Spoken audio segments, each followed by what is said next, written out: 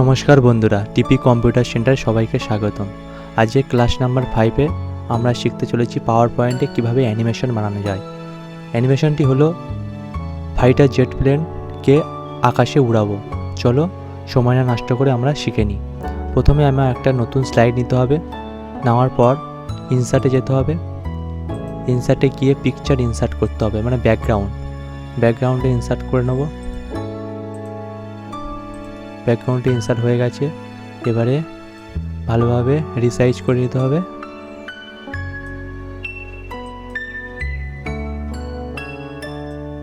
হয়ে গেছে।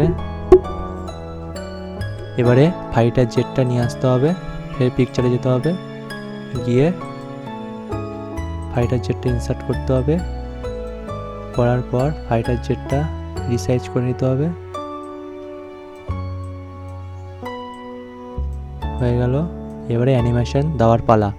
অ্যানিমেশন অপশানে যেতে হবে, গিয়ে অ্যাড অ্যানিমেশন যেতে হবে, গিয়ে নিচের দিকে লাইন আছে, লাইন অ্যানিমেশনটা নিতে হবে। এই যে কালো বিন্দুটা দেখতে পাচ্ছ, লাল বিন্দুটা, ওই লাল বিন্দুটা ক্লিক করতে হবে, করে সোজা ব্যাকগ্রাউন্ডের বাইরে করে দিতে হবে।